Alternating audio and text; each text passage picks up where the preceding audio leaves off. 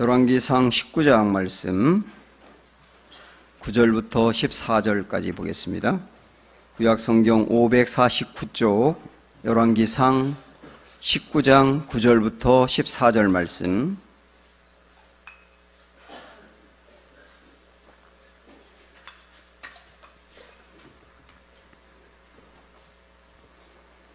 엘리야가 그곳 굴에 들어가 거기서 머물더니 여호와의 말씀이 그에게 임하여 이르시되 엘리야야 내가 어찌하여 여기 있느냐.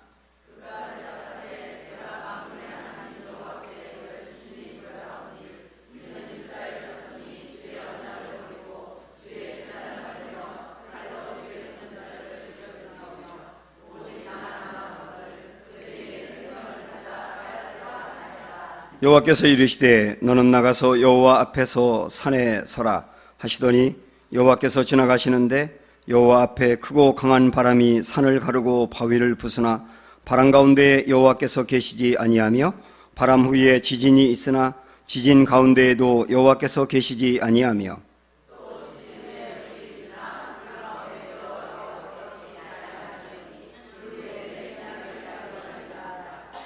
엘리야가 듣고 겉옷으로 얼굴을 가리고 나가 굴 어귀에 섬에 소리가 그에게 임하여 이르시되 엘리야야 내가 어찌하여 여기 있느냐.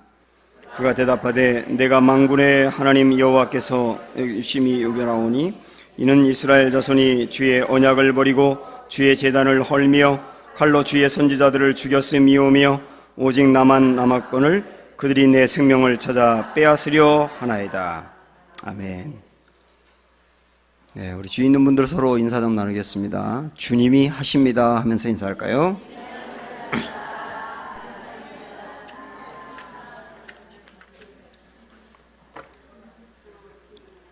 세미한 음성이라고 하는 제목입니다. 윌리엄 폴 영이라고 하는 분이 쓴 오두막이라고 하는 책이 있습니다. 그 책에 보면 이런 이야기가 있어요. 기대감과 기대는 다르다. 그런 얘기를 합니다. 예를 들어 보면 어떤 부인이 남편과 사별한 다음에 하나밖에 없는 아들을 키웁니다.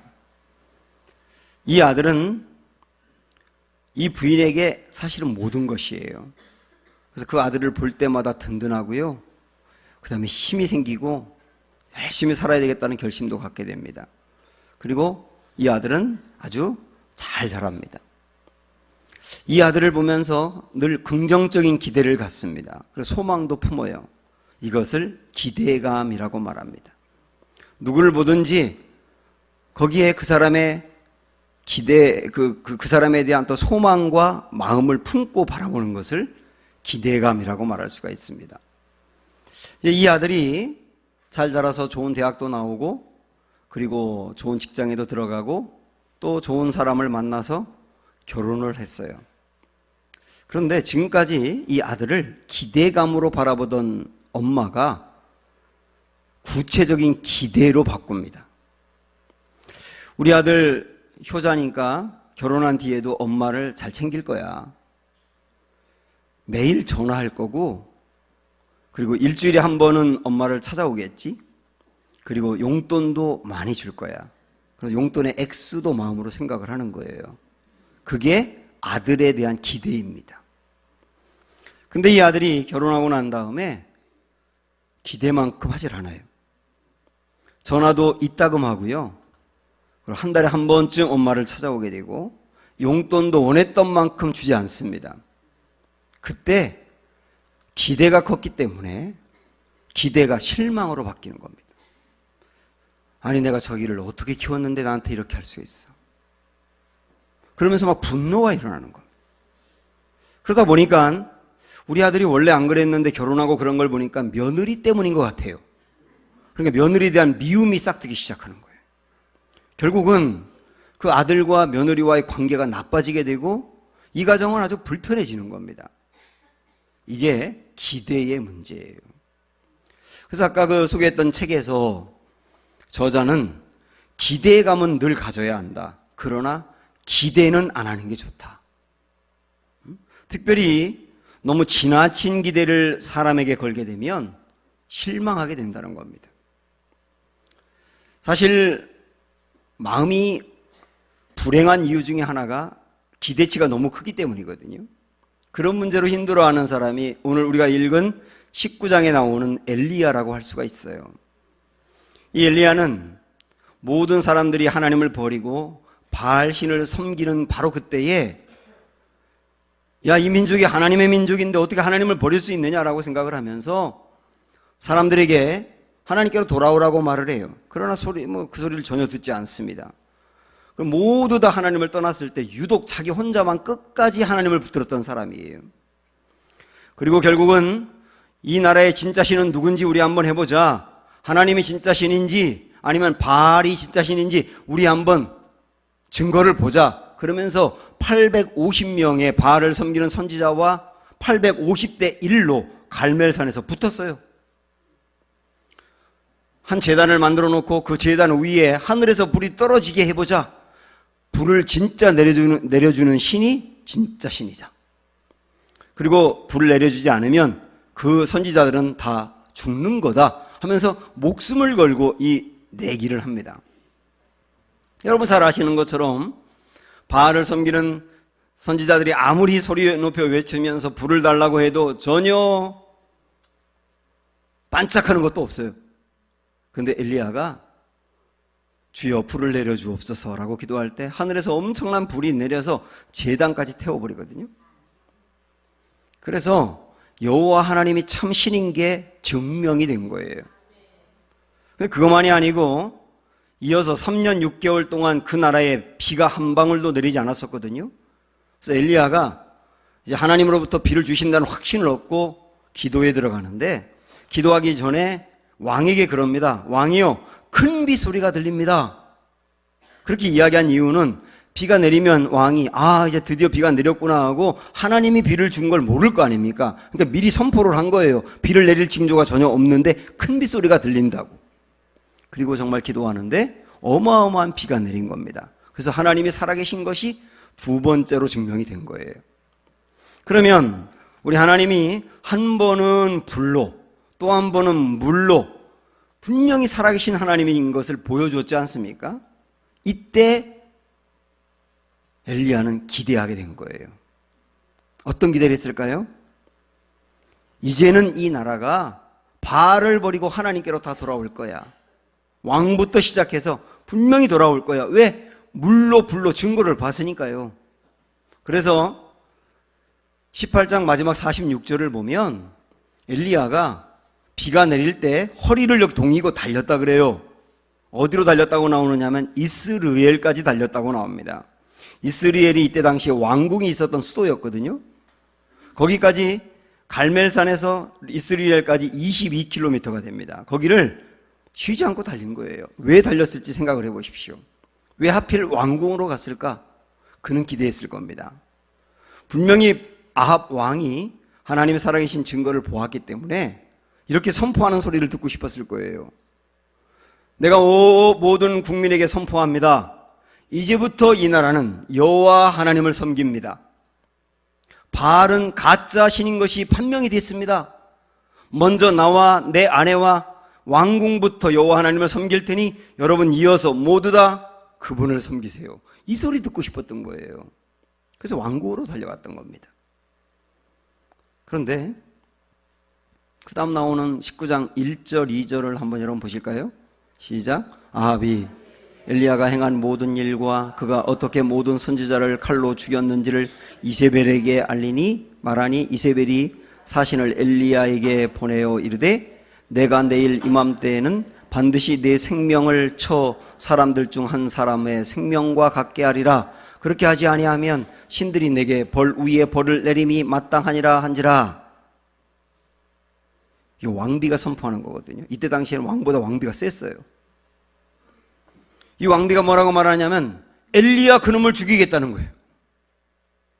그러면서 하는 말이 뭐냐면 내가 엘리야를 죽이지 못하면 내가 섬기는 신들이 나에게 벌을 내릴 거다. 그리고 그 말은 뭐냐면 하나님의 살아계신 명백한 증거를 보았지만 왕비는 여전히 바알을 섬긴다는 얘기예요. 하나님께로 돌아오지 않아요. 도리어 더 악해졌어요.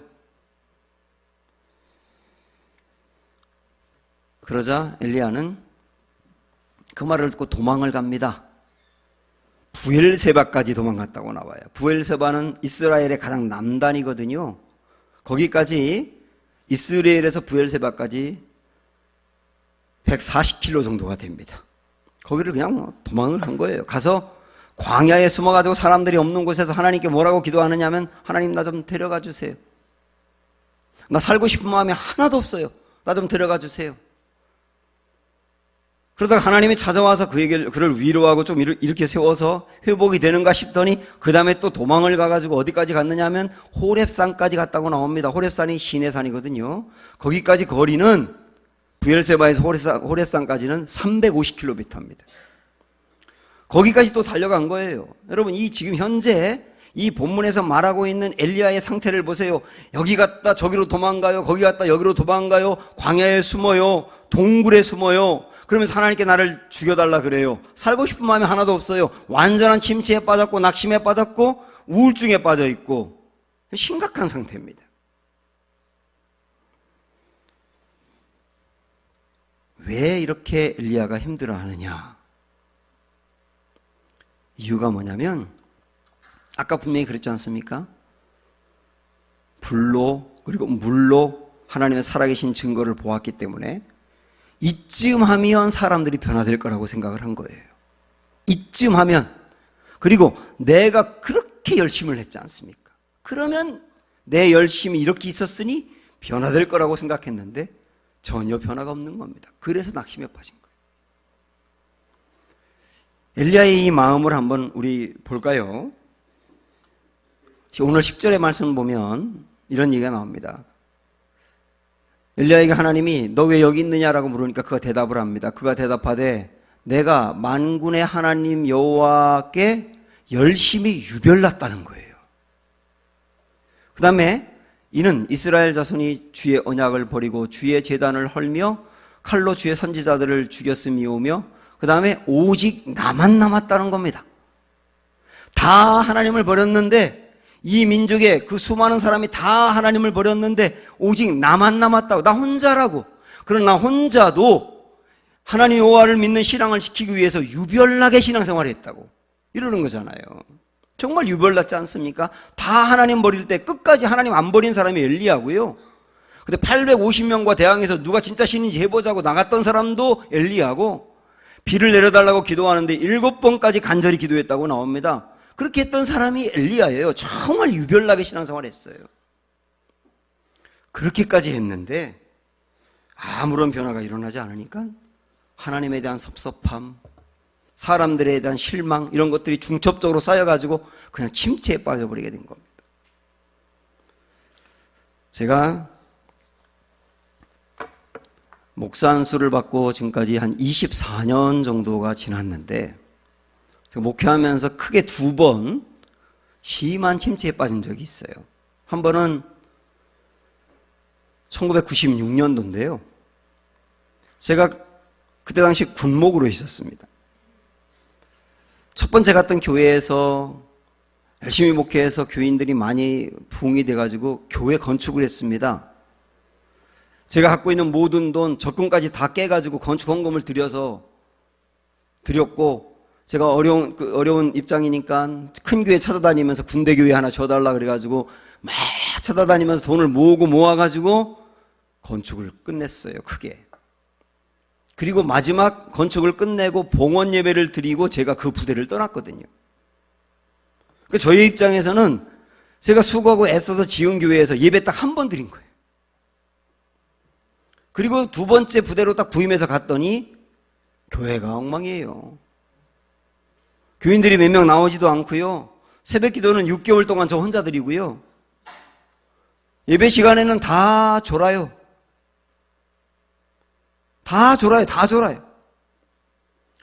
졸지 않으셔서 감사합니다, 여러분. 그 모습을 보니까 그냥 제가 마음에 갑자기 어떤 생각이 드느냐면, 하나님, 제가 이전 교회에서 건축하겠다고 제 모든 거 다 쏟아부었고 제가 그 부대 떠날 거 알면서도 건축했으면 그 다음에 저에게 좋은 교회 주셨어야지요. 내가 이만큼까지 했는데 하나님 저에게 이렇게 하시면 돼요? 이런 불만이 제 안에 생기니까 목회하고 싶은 맛이 뚝 떨어지더라고요. 두 번째는요, 지난 교회에서 정말 교인들을 열심히 제자 훈련을 시켰어요. 밤 11시에 시작해서 새벽 2시에 끝난 팀도 있었습니다. 금요일날 저녁에. 그것도 9개월 동안 연속으로. 그래서 저는 혼신의 힘을 다해서 이 제자 훈련을 시키고 성도들을 길러내면 이들이 변화되어서 좋은 교회 될 거라고 기대하면서 했습니다. 근데 어느 주일날 2부 예배를 마치고 점심시간에 권사 2명이 로비에서 붙었습니다. 무슨 일로 붙었는지 모르지만 막 소리 나서 사무실에서 나가봤더니 막 둘이 붙었는데 그 주변에 교인들 잔뜩 모여있고 새신자들도 잔뜩 있더라고요. 새신자들이 거기서 그걸 보고 있는데 이분들이 둘이, 권사님 2분이 싸우는 거예요. 교회 중직들은 불만이 있을 수는 있고 서로가 갈등이 있을 수는 있지만 새신자 있을 때는 말을 조심해야 되는 거예요. 그게 책임감이거든요. 근데 한 사람의 그 결정적인 가정의 그 약점, 그거 건드리면 안 되는데 그걸 건드리니까 그다음부터 이 사람이 그냥 뚜껑이 열려가지고 욕하고 난리 났어요. 권사 2분이 그러고 있더라고요. 제가 그 모습을 더 볼 수가 없어서 제 사무실에 들어가서 의자에 착 앉는데 그냥 마음이 콱 무너져 내리는 거예요. 야, 교회 생활을 수십 년 한 사람들의 결과가 이건가? 기독교 복음이라는 게 이렇게 형편없는 건 아닌데. 야, 내가 이 교회 와가지고 이렇게 혼신의 힘을 다해서 제자 훈련을 시키며 애쓰고 힘쓴 결과가 이거란 말인가? 그 성품 하나 그것도 변화시키지 못한 그 나의 목회가 그 정도밖에 안 됐는가? 막 이런 자괴감이 들면서 제 마음이 완전히 무너져 내리면서 목회에 대한 열정이 하나도 없어지는 거예요.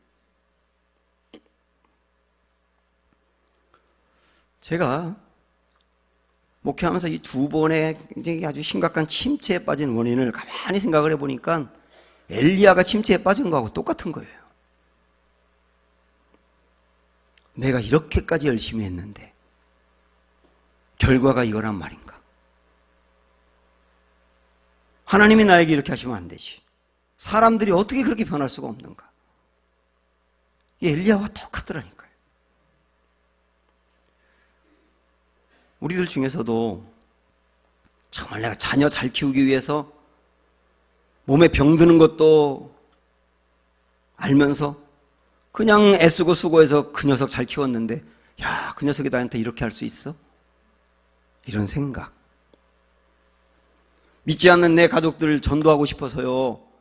교회 다 같이 나와서 예배드리고 싶어가지고 교회 다니는 사람이 왜 그러냐고 할까봐 조심조심하면서 가정에서도 정말 흠잡히지 않으라고 애쓰고 노력하고 신앙생활과 가정에서 생활을 다 잘하기 위해서 그렇게 애쓰면서 우리 한번 교회 가보자고, 우리 교회 좋은데 한번 가서 예배 한번 드려보자고 그렇게 했는데 나오지 않는 그 사람을 보면서, 그 가족을 보면서 갖는 실망이 있거든요.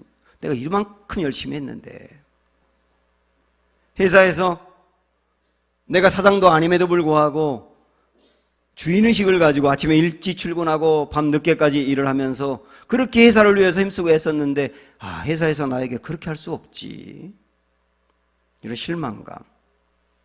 결국 이런 것들이 엘리야의 마음인 거예요. 결국 두 가지거든요. 하나는 내가 할 만큼 했는데, 또 하나는 내가 그래서 이 정도 기대했는데. 여러분이 그런 거 없습니까?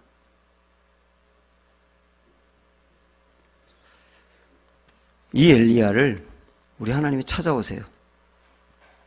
우리 하나님은 참 좋은 분인데 찾아오는 분이기 때문에 더욱 좋은 분이에요.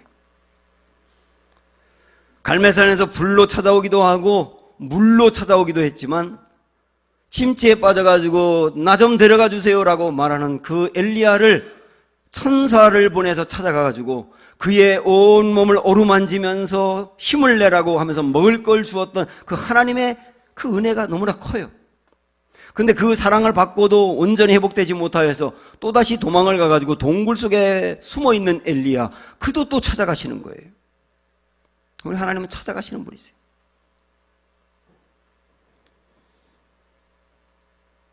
찾아가서 우리 하나님이 엘리야를 회복시키거든요. 저는 오늘 이 예배, 이 설교를 듣는 시간이 여러분에게도 회복의 자리가 되기를 축복합니다. 근데 우리 주님은 어떻게 회복시키는가? 우리 먼저 봐야 될 말씀. 자, 11절, 12절을 한번 올려줘 보세요. 자, 시작. 여호와께서 이르시되 너는 나가서 여호와 앞에서 산에 서라 하시더니 여호와께서 지나가시는데 여호와 앞에 크고 강한 바람이 산을 가르고 바위를 부수나 바람 가운데 여호와가 계시지 않았어요. 그 다음에 바람 위에 지진이 있으나 지진 가운데에도 여호와께서 계시지 않았어요. 그 다음에 또 지진 위에 불이 있으나 불 가운데에도 여호와가 계시지 않았어요. 여러분, 이 말씀을 먼저 봐야 되거든요. 이게 무슨 얘기냐? 강한 바람이 불었는데 어느 정도 강한 바람이냐면 막 산을 가르고 바위를 부술 정도의 굉장한 바람이 불었는데도 거기 여호와가 안 계셨다고 말씀해요. 그 이후에 지진이 일어나고 불이 났는데도 거기에도 여호와가 안 계셨다고 말씀합니다. 이게 도대체 무슨 뜻일까요? 지금 엘리야는 하늘에서 불이 내려서 제단을 태웠고 3년 6개월 동안 오지 않던 그 땅에 엄청난 비가 내렸습니다. 그 정도가 됐으면 사람들이 변했어야지, 이런 생각을 했던 거잖아요. 그게 바로 강한 바람, 지진, 불이었던 겁니다. 우리 주님은 그런데 거기에 여호와가 계시지 않았다는 것을 통하여서 꼭 대단히 강력한 어떤 능력을 보고 증거를 보면 사람들이 믿을 것 같으냐? 그게 아니라는 거예요. 내가 가정에서 그렇게 열심히 하면서 수고하고 헌신한 걸 보면 감동받아서 그들이 교회 나올 것 같으냐? 꼭 그런 건 아니라는 겁니다. 부모들이 내 자녀를 위해서 그렇게 헌신하고 애쓰고 노력하면 자녀들이 우리 엄마 아빠 정말 나를 위해서 애썼다 그러면서 열심히 공부하고 그의 앞길이 항상 열리느냐? 그것도 아니라는 거예요.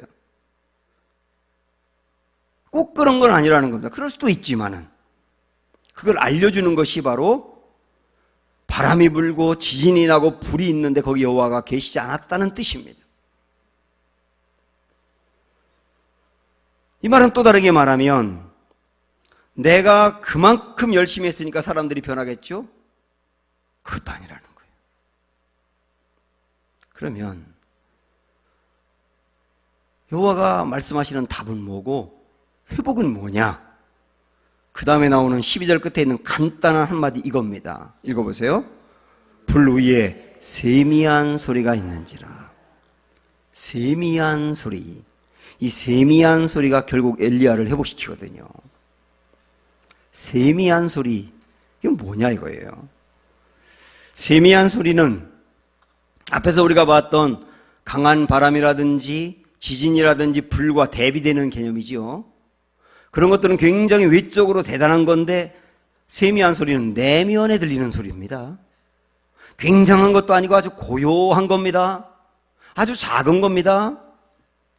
결국은 세미한 소리는 한마디로 말씀드리면 뭐라고 할 수 있느냐면 내적인 깨달음이에요. 내적인 깨달음. 결국 엘리야가 회복이 된 것은 내적인 깨달음, 그걸 얻고서 회복이 되었다는 뜻이에요. 오늘 우리도 이 내적인 깨달음이 있어야 됩니다. 그 내적인 깨달음이 뭘까? 무엇을 깨달았다는 말인가? 다시 말씀드리지만 엘리야가 지금 침체한 원인은 내가 그만큼 열심히 했으니까 사람들이 변화되겠지요. 그런 기대가 너무 컸다 그렇지 않습니까? 그거에 대하여 세미한 소리는 뭐냐면 이렇게 말할 수 있는 거예요. 내가 대단한 일을 할 것이라는 생각을 내려놓으라는 거예요. 내가 기도해서 하늘에서 불이 내리고요. 기도해서 물도 내리고요.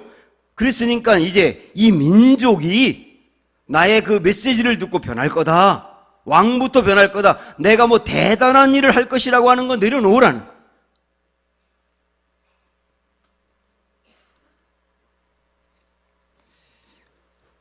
우리 가족이 주님을 믿지 않을 때 내가 헌신하고 애쓰고 힘썼으니까 내 헌신과 애쓰고 힘쓰는 걸 보고 그들이 변할 거야?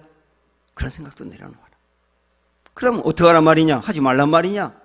그냥 묵묵히 내 가정에서 헌신하고 내가 해야 될 일을 묵묵히 계속 감당하라는 거예요. 어떤 대단한 기대에 갖지 말고 그냥 감당하면 하나님의 때에 하나님이 일을 이루시는 역사가 있다는 얘기 아닙니까? 결국은 우리 사역도 마찬가지입니다. 어떤 선교사님이 간증하는 내용을 제가 유튜브로 들었는데요, 이분은 이슬람 지역에 선교하러 갔더라고요. 선교사로. 근데 20년 동안 한 사람도 전도하지 못했답니다. 야, 기가 막히지 않나요? 20년이 얼마나 긴 세월입니까? 그 20년 동안 선교사로 있었는데 한 명도 전도하지 못하고 20년 넘어가면서 한 명 전도한 거예요. 이분은 얼마나 많은 갈등이 있었겠어요. 내가 이거 계속 해야 돼. 지금 뭐 하는 거야, 이거 지금.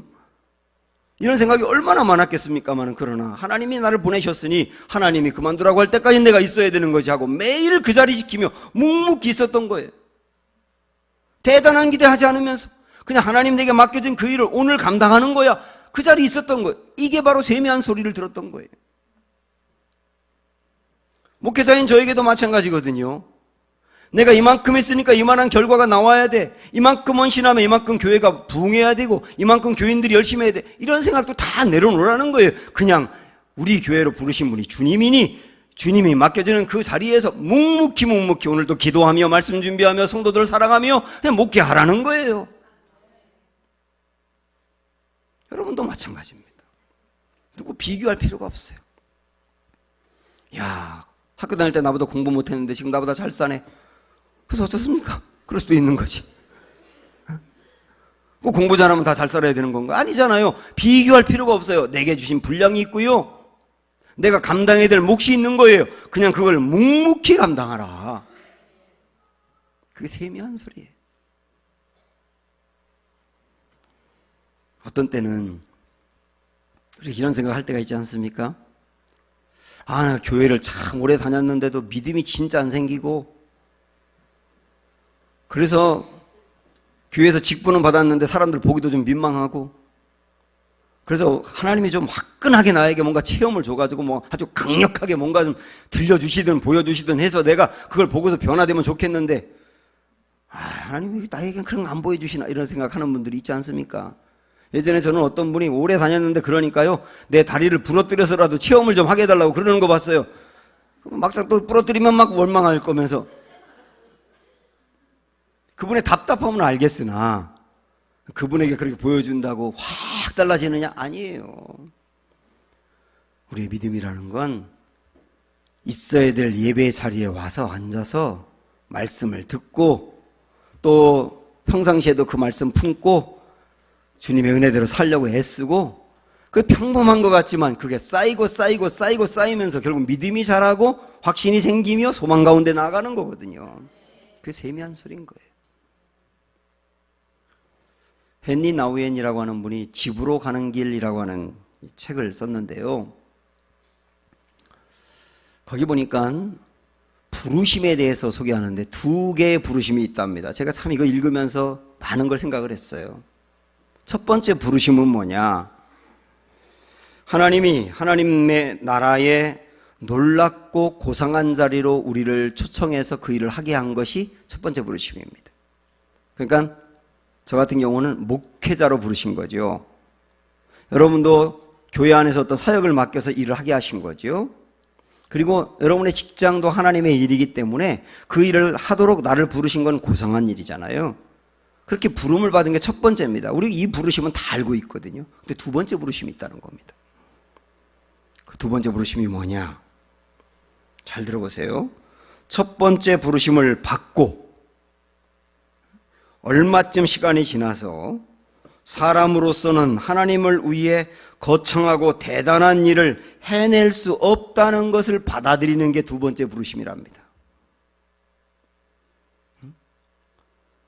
첫 번째 부르심, 저의 경우로 말한다면 목회자로 부르심을 받았는데, 목회자로 부르심을 받고 뜨겁게 출발해서 목회를 열심히 하는데 시간이 지나면서 내가 이만큼 열심히 하면 뭔가 될 것 같았는데, 야, 내가 열심히 한다고 해서 내 능력으로 하나님의 거창한 일을, 대단한 일을 할 수 있는 게 아니구나. 그걸 받아들이고 내려놓는 게 2번째 부르심이래요.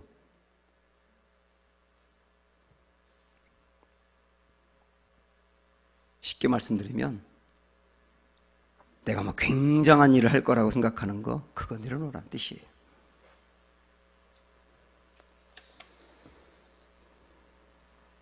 예수님이 말씀하신 씨 뿌리는 비유가 있는데, 여러분 잘 아시니까요. 씨 뿌리는 비유는 씨가 어떤 때는 길가에, 어떤 때는 돌밭에, 어떤 때는 가시떨기에 떨어져서 열매를 맺지 못한다. 옥토에 떨어져야 열매 맺는다. 그 말씀이지 않습니까? 그런데 열매 맺지 못하는 것 중에 가시떨기에 떨어졌다는 것을 오늘 한번 생각해 보고 싶어요. 가시떨기에 떨어졌다는 말이 뭐냐? 말씀을 들어서 은혜를 받습니다. 설교를 들을 때 은혜 받아요. 기뻐요. 이 말씀대로 살아야지 하는 생각도 들어요. 그런데 가시떨기에 막혀서 그 말씀이 사라져 버린다는 뜻입니다. 그럼 가시떨기가 뭐냐? 주님의 해석을 들어볼까요? 마가복음 4장 19절 보시면 시작.